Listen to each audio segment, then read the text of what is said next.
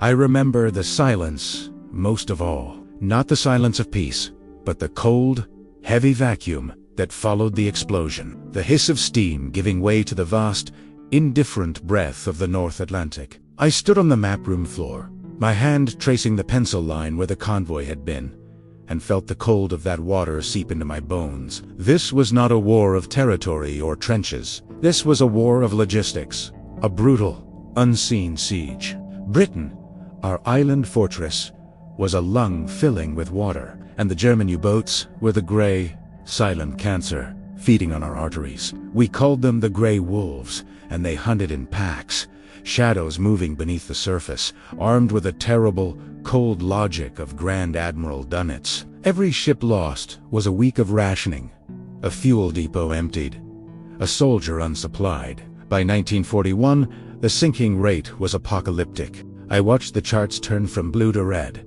and I knew we all knew that.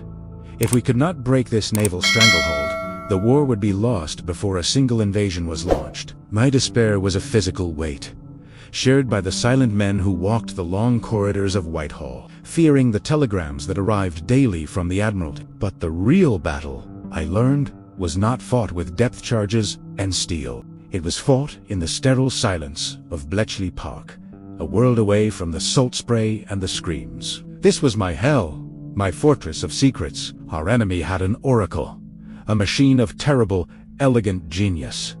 The Enigma, 3 rotors, 26 letters, a constantly shifting maze of cables and connections, rewired every 24 hours. It created a cipher so complex, so mathematically dense, that it was intended to be unbreakable. For years, we were chasing shadows, listening to the static of the ether, while the U-boats spoke to each other in a beautiful, terrible language we could only guess at. I would watch Alan Turing and my team, a league of silent mathematicians, chess masters, and classicists work through the night. The pressure was suffocating. Every ticking moment was a freighter sinking, a man drowning. We built our own contraption, the bomb, a monster of copper and wires, groaning and clicking in the darkness, designed to mimic and undo the Enigma's logic. Our hope was fragile, built on scraps of captured codebooks, on the meticulous errors of careless German operators. When, against all odds, the first keys turned, and the daily settings were revealed, I felt a flicker of light return to the world. We could read their minds, we could divert the convoys. We had bought the Atlantic a brief, precious Now I ask you to subscribe to the channel and share this story. Then came the blackout. In early 1942, Dönitz raised the stakes. The U-boats were refitted with a new, terrifyingly complex 4th rotor. The Enigma became Shark, a cipher so advanced it threw us back into the dark abyss.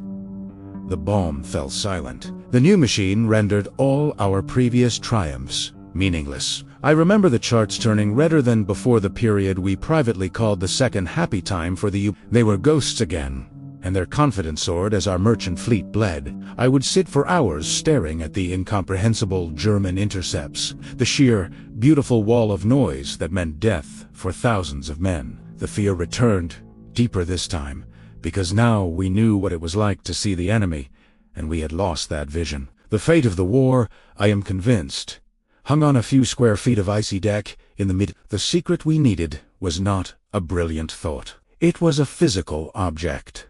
It came in May 1942, a moment shrouded in unnecessary, violent secrecy. The British destroyer HMS Petard, after a brutal depth charge attack, forced the U-559 to the surface. As the German sailors abandoned ship, 3 men, a lieutenant, a petty officer, and an able seaman dove back into the sinking submarine. They did not dive for glory or to scuttle the vessel. They swam into the flooded, oil-slicked control room to retrieve the most precious treasure of the war, the German naval Enigma machine and the daily cipher keys, still wet with salt water. I did not witness that heroic madness, but I saw the crate when it arrived at Bletchley Park. It was damp, smelling of diesel and salt, and within it lay the terrible answer. With the actual machine and the current day's key, my team finally, brutally, unlocked the 4th rotor. The silent, terrifying Shark code broke open.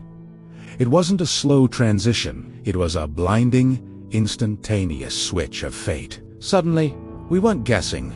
We were knowing. I held the paper in my hand, the ultra-intelligence, exact location, course, and time of every U-boat patrol. We could plot their movement as easily as our own. We sent the convoys not just around the wolf packs, but directly to the waiting escort ships. The slaughter began. In the spring of 1943, we delivered the death blow. The hunters became the hunted. The U-boats, stripped of their secrecy, were caught on the surface, caught refueling, caught regrouping. Dönitz's pride, the Grey Wolves, were decimated in what the Germans called Black May. I tracked the numbers myself. 37 U-boats, lost in a single month. It was an unsustainable, crushing defeat. The Atlantic was finally, agonizingly, opening up for us. The great secret was kept. It had to be. Until long after the war, the German admirals never knew why their once invincible fleet was being systematically annihilated. They blamed poor strategy, radar, or bad luck. They never conceived that their own machine of beautiful, terrible complexity had been turned against them by a collection of quiet academics working tirelessly under a blanket of wartime secrecy. The cost was immense, the victory silent, but when I look back now, I see not just the numbers and the sinking ships, but the extraordinary human cost of that secret knowledge. We knew, every day, the exact location of the danger. We saved thousands of lives, not with a shell, but with a cipher. The war was decided, not just by tanks and aircraft, but by the relentless, quiet mind of the man who learned to read the enemy's thoughts. I remember the silence, yes, the initial silence of death, but then the final, deep, echoing silence that came with the sound of ships arriving safely in the harbor. A silence bought by the relentless clicking and worry of our own terrible, beautiful machine. And the secret, the thing that saved us, remains. The most powerful weapon in any war is not the one you fire, but the one only you possess. Again, I ask you to subscribe to the channel and share this story. I would be very happy if you could leave a comment.